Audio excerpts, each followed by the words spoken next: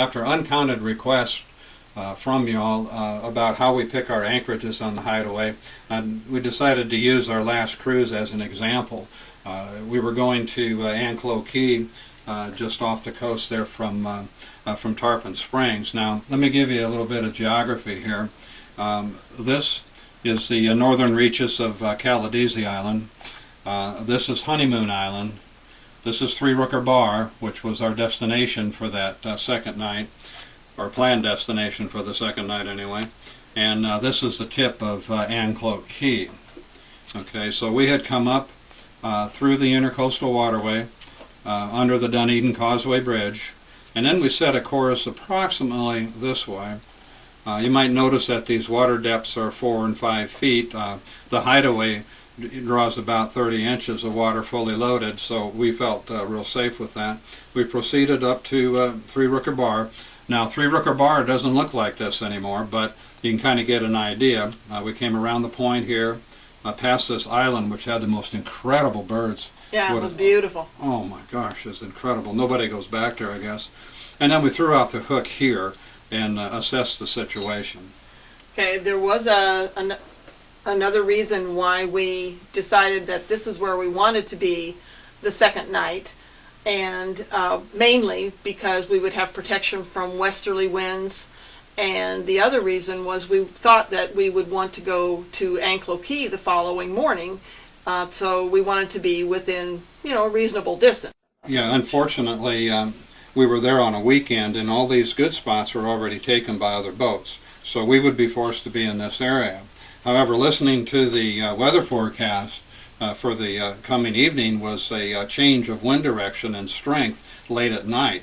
It was supposed to build 20-25 knots out of the northeast, or east-northeast, which would be right in here. Well, if you do that, then you've got a problem with being on a lee shore. There's a long fetch here. You're going to have a choppy night at sea, so that was unacceptable. We were recalling a previous anchorage at the southern tip of Anclote Key a few years back, and due to that experience, we didn't want to go through an extremely choppy night. Yeah, when we had anchored up here, we had a nice westerly breeze, not unlike what we had just experienced, and we threw out the hook and thought everything would be great, but that night a cold front blew through, and we probably had winds in the 20-knot range, and it was coming right out of the north, right down the channel, right down St. Joseph Sound there, rocking so hard that we had trouble staying in our berths, and I think you fell out once, didn't you? Almost. Yeah, and it was so rough we couldn't get forward to inspect the anchor road. We just kind of hung on for dear life. Well, along about 2 a.m., that's the bewitching hour on the Hideaway, it seems, when things go wrong. There was a lot of noise, as you can imagine. Things were banging around, and you're always getting something flying in your face down below a line or something, because we had the hatch fully open, of course. But there was a gas can banging out in the cockpit. A Compact 23 has the gas tank underneath the seat that you lift up the cover of the seat, and then there's your gas tank. So I went out there and just rocking and rolling. I can't even describe really. It was about like being hit with a powerboat weight continually. It was very difficult to even get back to the stern of the boat, and once I did, I got the cover off. As you know, the gas line comes through a hole in the transom and goes over to the fuel tank, and there's only one on Hideaway. However, that night there were two, and one of them was moving, coming aboard actually. That was a little scary. Matt quickly informed me that he needed a flashlight, and as soon as possible. So I grabbed the nearest flashlight, handing it to him, and that revealed a snake. And I can tell you for sure, without hesitation, that snake was about the diameter of a 50-cent piece, and it stretched from the stern cleats on the starboard side to the stern cleat on the port side. And this I know because that's where it was.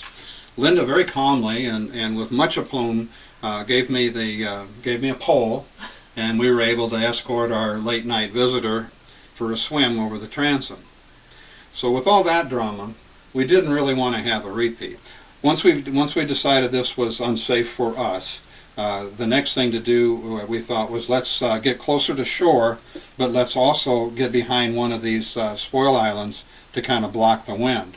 So we sailed on up to the point here and then just did a lazy little back and forth here in between these islands. Yeah, kind of a nice exploration. It was an interesting sail as well as exploring the spoil islands to find which island and which area would give us the depth that we needed. Well, and you can see on the chart here, maybe some of these are saying it's 5 foot, 4 foot, occasionally a 3. That's supposed to be the mean low tide, but we didn't experience water quite that deep on this. Of course, the tide was by then starting to go out. We finally came around the north side of this island and thought that would be perfect. And the reason why is that, well, this island was occupied by a party. If you got any closer, went closer to the Dunedin Causeway, yeah, you did get closer to shore, so the wind wouldn't affect you, but you got a major channel here, and you got a major channel here. And I didn't want to be anchored anywhere near either one of those, because I know in the morning the great fishermen of Pinellas County are all going to come roaring down that channel, and we're going to be rocking and rolling. So that left this island. And as we came around, we found a group of teenagers that had borrowed Daddy's big boat, hard aground on the edge of this island. Well, it took us, golly, what, 4 or 5 times to set the anchor? Right. Easy. Right. And we ended up drifting right about in between these two islands. And that turned out to be a real good place to be. I think we were actually right there. Yeah, and it seemed like we had enough space for our swinging at anchor, not encroaching on the other party that was already using the island. And it was a beautiful, treed, small island, yes. There were birds, herons in the trees, some wading birds, and one of the prettiest sunsets we've had. Yeah, beautiful sunset. Yeah, and in the morning, the moon danced on our stern rail. That's right. I had forgotten that. That's that was the right. morning that the moon danced on the stern rail, a full moon. You can see that on the on our YouTube site, the Sailing Hideaway site. What a magical place this is, isn't it? It's just fantastic. So, along with the beautiful sunset, the evening that we anchored, young man in that group of teenagers who got on one of the, I guess it's called a sailboard? No, kiteboard. Kiteboard, sorry. Kiteboard. And he took off heading east across the sound, and then made a turn and was headed straight for us and crashed. I don't know if he got nervous, thought he was going to run into us or exactly what, but he crashed it. But he was close. He was only a couple boat lengths from us. And yeah. We had one of these things you do in traffic sometime. I looked him in the eye and he looked me in the eye, and we both knew what was going to happen. And sure enough, he decides he's going to take off. There really wasn't anything else he could do, but he took off, and he just went right around our stern and went off into the sunset there. And frankly, we didn't see him after that. I don't know. He might be in Mexico by now. I don't know. Yeah, I don't know where he went while we were having dinner. Yeah. So, but that was a fine night. It was the right choice. We had a nice calm night. Other than the depth finder kept saying we were aground, the electronic one, and Linda was getting a little concerned about that. So there's one depth finder that's 100% accurate, and that's our lead line. That's one of the lessons of this cruise, frankly. You know, we talked about having a brand new GPS, but the thing's pretty much useless unless you've got a chart like we have here to verify where you're at. Same thing is true of the electronic depth finder, because it was telling us that our depth right here was less than 2 feet, which means we would be aground, and then it would jump to 6 feet and 8 feet and 10 feet and then back to 2 feet. Well, we were quite concerned about that, not wanting to wake up on our side. So I finally got out at the bewitching hour of about 2 in the morning, I think it was. And Nah, only 10 o'clock at night. well, it was 2 o'clock in the morning for Hideaway's time zone by then. We're pretty tired. So I dropped a lead line over and measured it with the tape, and we had a whole 30 inches of water depth. And I was too tired really to stay up and watch the rest of the movie, so Linda did until the tide started to come back. Really what the lesson here is that we planned to come here.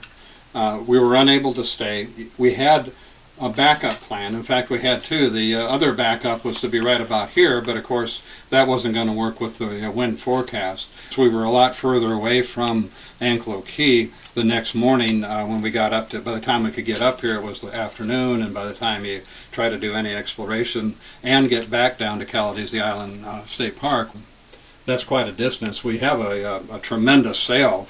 You've probably seen that video too, the Scream and Reach all the way down here. That's what this course is actually marking.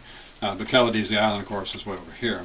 So it certainly impacted how long we could stay on Anclote Key, so we didn't really get the time that we wanted. But there's a solution for everything, and that solution is we'll have to go back.